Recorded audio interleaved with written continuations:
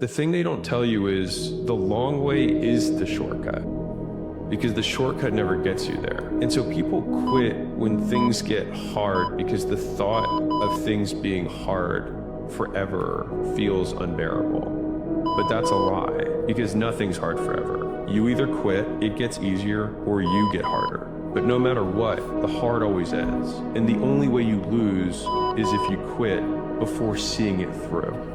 Life doesn't give a fuck about your feelings. Some days it's easy, some days it's harder, but it's always good if you realize, like, you could be dead. You could have never been born. This is what's killing people. So here's a prerequisite when you start to chase greatness. Early mornings, late nights, having very few friends, being misunderstood, people questioning your sanity, having to be your own cheerleader. That's just a prerequisite. So if that's part of your checklist and you can check all those things off, then you've just been invited to the race to chase greatness. But here's the crazy part. No one invited you. You had to invite yourself. You're all in by existing, and every single day you're working towards your fears or your dreams. You're gonna die on your deathbed not fulfilling the potential that you once had, or you're gonna die becoming what you should have become. You're all in on being a loser, or you're all in on working towards your dreams. And since you're here, you were born against your will, you might as well spend your time working towards what you can be, because it's not up to you. You don't have a choice. You have to. There's no, oh, I want to, or there's no, I should. I have to. You're not unhappy because your life is hard. You're unhappy because you're resisting it. See, suffering doesn't come from pain. It comes from your desire for things to be different. You're trying to control the uncontrollable. You're at a battle with something that you cannot change. You need to work on acceptance. See, acceptance isn't a weakness. It's a gateway to mental freedom. And your peace begins the moment that you stop fighting what is.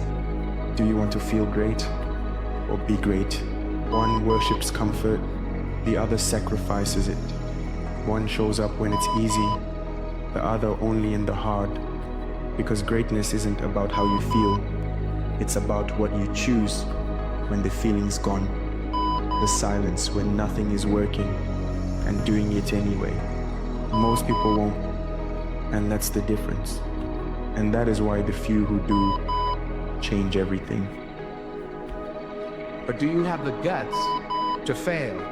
And when you fall throughout life, remember this: fall forward.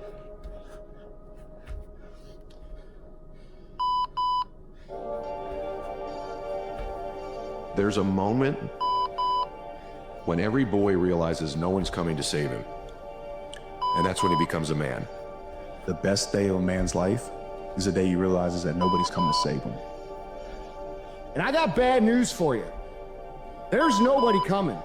There's nobody coming to save you. There's nobody coming to help you. You are the only one that's going to be able to save you. No one's coming to push you. No one's coming to tell you to turn the TV off. The bottom line is, no one's coming. Nobody's coming to save you. It's up to you. So a lot of this isn't your fault, why you do some things you do, why you feel the way you feel. But no one's coming back to save your ass. You have to go back to where this shit started, wherever that place is for everybody, and have the courage to go back there and start fixing what broke you. The problems in your life are your own dang fault. And so the answer into fixing the problems in your life are in your own dang hands. It's time to make a decision. It is time to decide who you're going to be. Are you going to be one of the millions and millions and millions of people that wishes and wants and dreams and thinks about who they want to be? Or are you going to be the person that actually becomes it? Your potential is determined by how much uncertainty you're willing to embrace.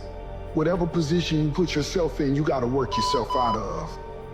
If you can be honest with yourself about what you truly want and take responsibility for creating it, you will. Because you have this idea, you have this dream, you have this vision that nobody else can see. The vision that you glorify in your mind, the ideal that you enthrone in your heart, this you will build your life by. this you will become. No one's gonna come to help me. No one's gonna come to help me. It's just me against me, period. Are you going to lead with action, or are you going to lead with empty promises?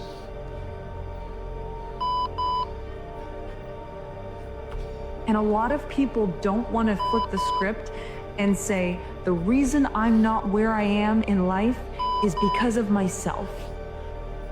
That is a very difficult statement to admit to. What is life? Are you happy with it? And if so, is this the intake and outtake of breath that makes you put a smile on your face? You haven't earned that. What have you done with your life to make it something else besides the normality of everybody else? That intake and the outtake of what you call light is nothing more than time. And unless done something with, it's forgotten about. There's no footprint of your existence left for anyone else to follow. Life is time. And a life that's remembered, where a footprint is followed behind in footsteps of inspiration and motivation, is when time is met with opportunity and action. They collide to be a life of remembrance. You don't have to be special. You just have to get up every day, put one foot in front of the other, and work hard to do a little better and be a little better than you were yesterday. And one of these days, you are gonna wake up and realize that you not only changed yourself, but you are now in the middle of living the life you were once jealous of. There was something inside me that made me the person who I am today. So my mindset always was the same, exactly the same as I have right now. I'm like, if someone did it, I also can do it. And if no one did it, I can be the first one to do it. If you're at that point in your life where you just can't take it anymore, stand your ass up and take on life again. Because yes, you can. I'd imagine you see no end to the pain, and for that I'm terribly sorry, but the pain doesn't own you. You can feel it all you want, but you're not gonna let it paralyze you anymore. Whatever takes you to that breaking point is done. Because you don't break.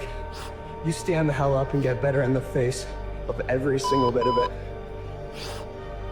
And we want to think that it's other people, our past, our circumstances that are taking away our power from us and making it difficult to work. It's not. It's you. You're the common denominator in all of your failures. And even if external factors do play a role, focusing on blame is just going to keep you stagnant. It doesn't matter what was going on around you. What are you going to do now?